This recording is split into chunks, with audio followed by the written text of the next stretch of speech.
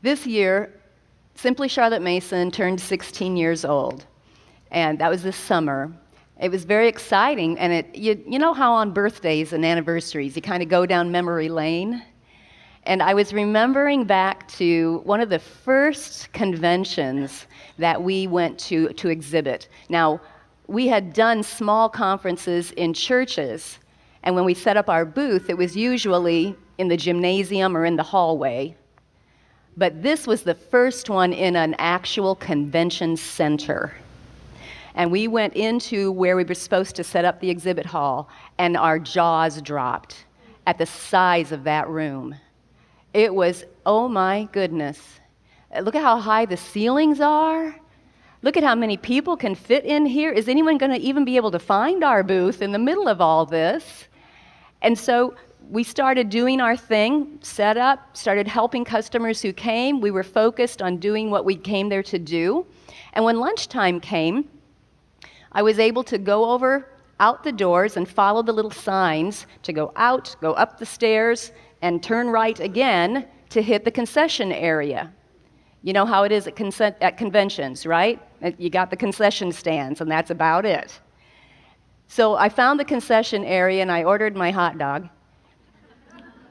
And I saw some windows over here on the side. And so I went over, and I looked out that window, and it was a bird's eye view of that convention hall where we had set up. So I sat there by the window and inhaled my lunch and just looked at how the people were all wandering around and how little they looked because it was such a big room. Just astounded at it. And when I finished my lunch, I got up, gathered up my trash, and turned around to throw it away. And that's when I noticed windows on this side of the room, too. So I went over and looked out that side of the room, and then I saw the rest of the exhibit hall. What I had been looking at was only 1/3. When I looked over this side, it just went on and on and on, and there were booths all over the place, and little tiny ant people walking all over. It was astounding. You see, I thought I was thinking big, but I needed to think bigger. And that experience, that memory, reminds me of a Charlotte Mason quote. She talked about what our goal is in education. You have it in your notes. It's also up here. Charlotte said, "Our aim in education is to give a full life. We begin to see what we want. Children make large demands on us. We owe it to them to initiate an immense number of interests." Now here's the tie-in. "Thou hast set my feet in a large room," should be the glad cry of every intelligent soul. What was Charlotte talking about? The size of our homeschool room? I hope not. She was talking about that clue is in that phrase, an immense number of interests.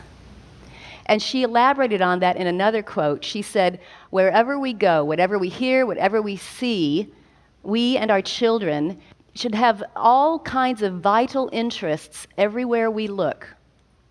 It's like that kindles a connection within us.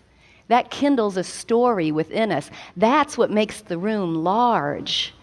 Too many people live a confined life.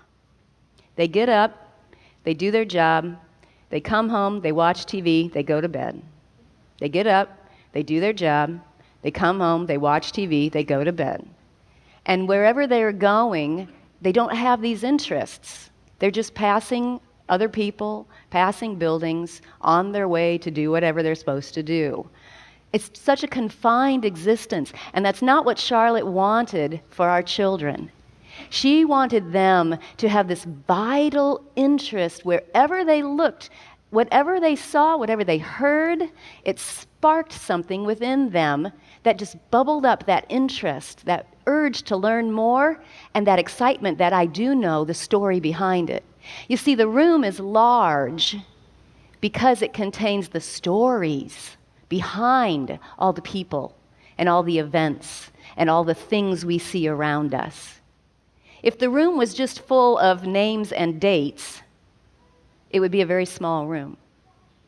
But this contains the stories behind all of those names, those people, and the dates and the events and the things that God has made. All of those narratives are in that room. That's why it's large. And that's what kindles those interests. So the question is, how large is the room in which your children find their feet set?